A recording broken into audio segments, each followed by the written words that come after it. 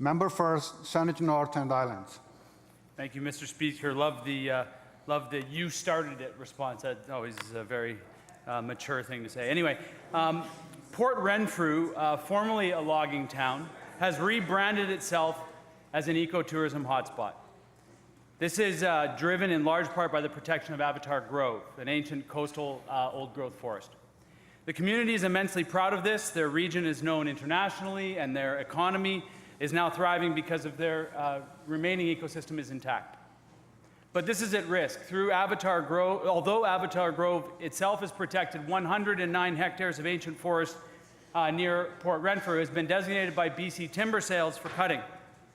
The clear cutting will occur within 40 meters of the Juan de Fuca provincial park boundary. The citizens of Port Renfrew are frustrated by this government's short-sighted approach. They are angry that short-term corporate profits are valued more than the long-term local profits. The sound of these ancient giants falling will be heard by the same tourists that traveled from around the world to view the endangered forest. Their stories will be that of sorrow, not of wonder. Through you, Honourable Speaker, to the Minister of Forests, we hear the Ministry and Timber Sales may be postponing the auction of old-growth timber in the Premier's riding.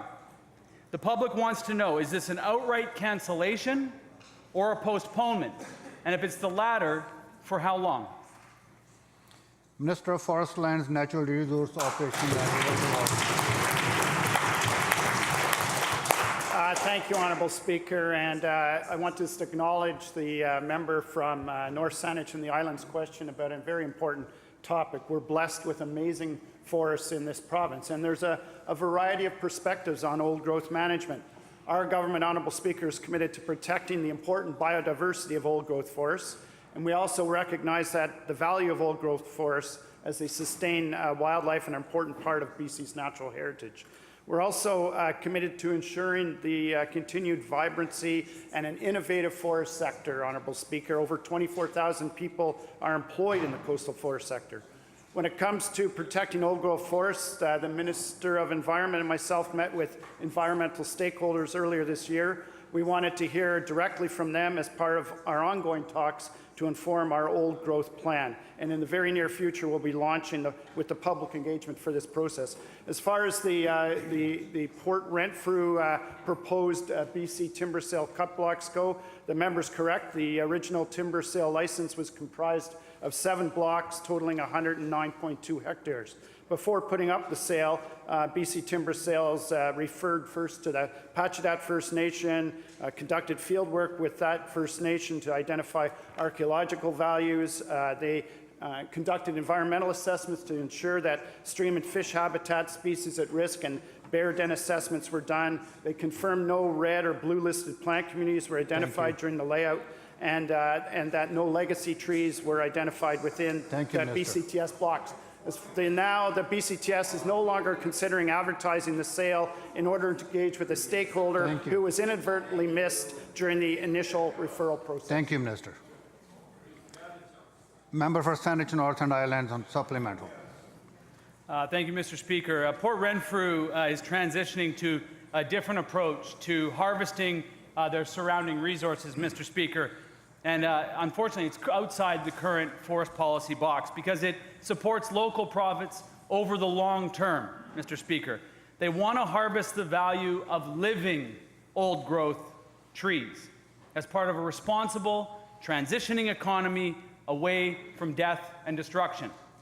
As we've heard in the tightrope rhetoric here today and in the previous questions from this week in question period, our forest minister doesn't recognize this. Instead, he cites an appalling example of extracting old growth to fund a roof, the roof of a curling rink. This appalling example he used on Monday is absurd, and it's embarrassing. It clearly highlights this government's definition of managing old growth, as he responded in the first question, is to cut it down and to continue cutting it down until it's all gone. This is not an economic vision. It's short-sighted. It does not support a community, an ecosystem, or future generations. I love curling, Mr. Speaker, but I love air and water and living more. Through you, Honourable Speaker, to the Minister of Forests, the Minister recognizes the economic value of liquidating old growth. But when will he recognize the long-term economic value of leaving old growth trees in the ground. Minister of Forest Lands, Natural Resource Operations. Thank you, Honourable Speaker. Well, old-growth forests are not being liquidated on Vancouver Island, Honourable Speaker. We have over 500,000 hectares of old-growth forests on the island, so old-growth will not disappear from Vancouver Island.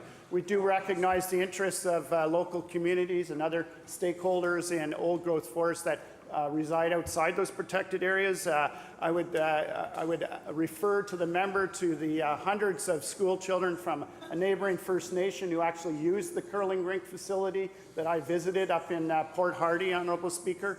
We're committed to protecting old-growth forests as well as continuing with a vibrant forestry sector, the 24,000 jobs that rely on old-growth forests in this province, and we are undertaking old-growth management plan, and we'll be conducting public engagement soon on that plan.